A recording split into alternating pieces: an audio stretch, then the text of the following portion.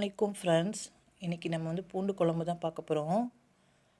இன்றைக்கி ஒரு வானலில் 2 டேபிள் ஸ்பூன் எண்ணெய் விட்டுக்கோங்க. கொஞ்சம் எண்ணெய் வந்து நிறையாவே விட்டால் தான் நல்லாயிருக்கும் சால்னாப்போ. கடுந்தம்பருப்பு, வெந்தயம், சீரகம் இதெல்லாம் நல்லா பொரிய விட்டு, நான் பூண்டு வந்து இப்போ ஒரு 10-15 பல் பூண்டு உரித்து வச்சுருக்கேன். அதையும் நான் சேர்த்துக்கிறேன். இந்த பூண்டு நல்லா பொரிஞ்சு வந்து வதங்கினதுக்கப்புறம் பொடுசாக கட் பண்ண ஒரு பெரிய வெங்காயம் சேர்த்துக்கிறேன். அது வதங்கிறதுக்கு தேவையான அளவு உப்பு சேர்த்து இதையும் நல்லா பொன்னிறமாக வதக்கிக்கணும். இந்த அளவுக்கு நல்லா பொன்னிறமாக வதங்கி வந்ததுக்கப்புறம் ஒரு டேபிள் ஸ்பூன் மிளகாய்த்தூள் சேர்த்து இந்த எண்ணெயிலே நல்லா வதக்கிக்கணும். இப்போ நான் பொடுசாக கட் பண்ணி வச்ச 2 தக்காளி சேர்க்குறேன். ஏன்னா நம்ம புளி சேர்க்க போகிறோம். அதனால் புளிப்புள்ளா தக்காளியாக பார்த்து சேர்த்துக்கோங்க. இந்த தக்காளியும் அந்த எண்ணெயிலே நல்லா வதங்கி வரணும். தண்ணி எதுவும் சேர்க்காதீங்க. இந்த எண்ணெயிலே தான் நம்ம எல்லாத்தையும் போட்டு வதக்க போகிறோம். இப்போ தக்காளி வதங்கிறதுக்கு தேவையான உப்பு சேர்த்து இதை மூடி வச்சு மீடியமான ஃப்ளேமில் ஒரு 5 மினிட்ஸ் அப்படியே இருக்கட்டும் விடுங்க. இப்போ பாருங்கள், 5 மினிட்ஸ்க்கு அப்புறம் நல்லா தக்காளி வதங்கி வந்திருக்கு. நான் இருந்தாலும் இன்னும் ஒரு 2 மினிட்ஸ் வந்து வேகட்டும். இப்போ வந்து மூடி போட்டு மூடி வைக்கிறேன். தக்காளி வந்து நல்லா மெசிஞ்சு நல்லா வரணும்.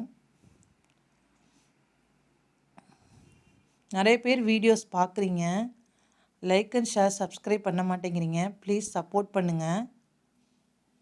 இப்போ பாருங்கள், தக்காளி வந்து நல்லா வதங்கி வந்துருச்சு. இப்போ 1/4 பிஞ்ச் அளவு மஞ்சத்தூள் சேர்த்துக்கிறேன்.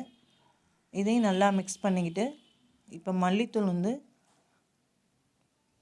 3 டேபிள் ஸ்பூன் சேர்த்துக்கணும். மல்லித்தூள் தான் இந்த பூண்டு குழம்புக்கு நல்லா ருசி நல்லாயிருக்கும், திக்னஸ் கொடுக்கும். அதனால் நான் 3 டேபிள் ஸ்பூன் சேர்த்துக்கிறேன். நான் இப்போ வந்து தண்ணி எதுவுமே நான் ஆட் பண்ணவே இல்லை. இப்போ ஒரு எலுமிச்சப்பழம் புளியை வந்து நான் ஊற வச்சுருக்கேன்.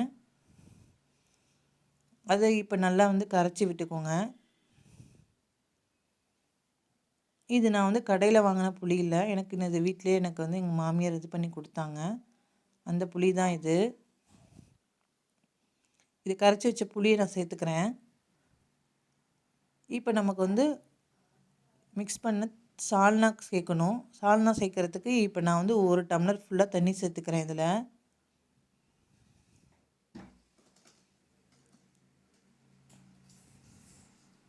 இதுக்கு நமக்கு இடையில உப்பு பத்தலை அப்படின்னா உப்பு சேர்த்துக்கோங்க. நான் வந்து பத்தலை, அதனால் உப்பு சேர்த்துக்கிறேன். இன்றைக்கி யாரெல்லாம் கிறிஸ்மஸ் செலிப்ரேட் பண்ணுறாங்களோ அவங்க எல்லாருக்குமே கிறிஸ்மஸ் வாழ்த்துக்கள். நீங்களும் இதில் வீட்டில் இருந்து ட்ரை பண்ணி பாருங்கள். இந்த மாதிரி நல்லா கொதி வந்து எண்ணெய் பிரிஞ்சு வரணும் சால்னா. அந்த மாதிரி டைம் வரைக்கும் நல்லா கொதிக்க விடுங்க. இப்போ இதில் வந்து நம்ம பொடுசாக கட் பண்ண கொத்தமல்லி சேர்த்துக்கலாம்.